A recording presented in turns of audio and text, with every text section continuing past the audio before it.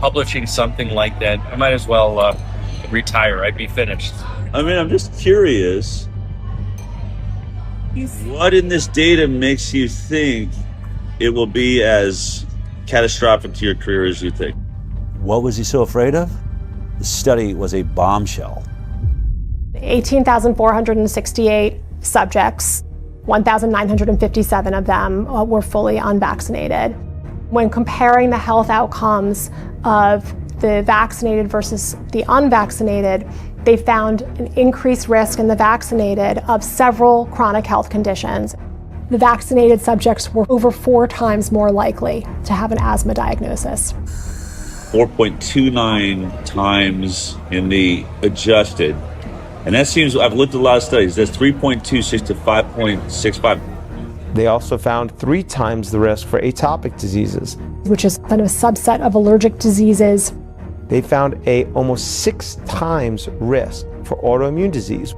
The autoimmune diseases this paper looked at include thrombocytopenic purpura, rheumatoid arthritis, SLE, systemic lupus erythematosus, MS, multiple sclerosis, and Guillain-Barré syndrome. They mentioned there are over 80 different autoimmune diseases, and what their data showed for autoimmunity, 6 times increase in those who got vaccines when compared to the unvaccinated.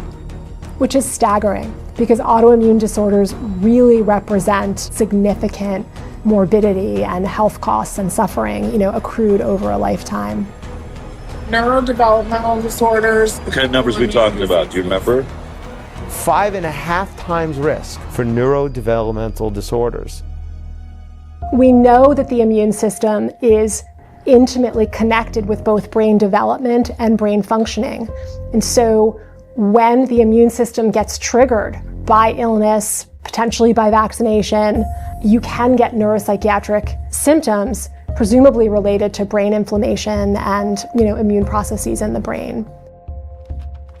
2.92 times the amount of motor disabilities, 4.47 times the amount of speech disorders in the vaccinated compared to the unvaccinated.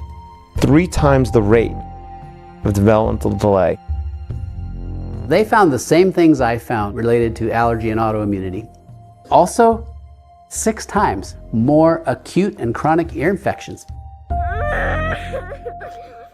Interestingly, there were several health conditions where they couldn't even do this analysis because there were none in the unvaccinated group.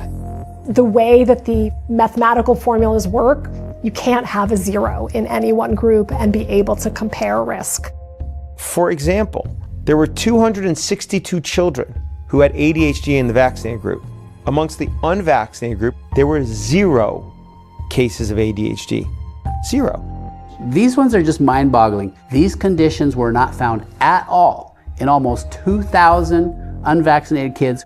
0 brain dysfunction, 0 diabetes, 0 behavioral problems, 0 learning disabilities, 0 intellectual disabilities, 0 tics, and 0 other psychological disabilities in the unvaccinated.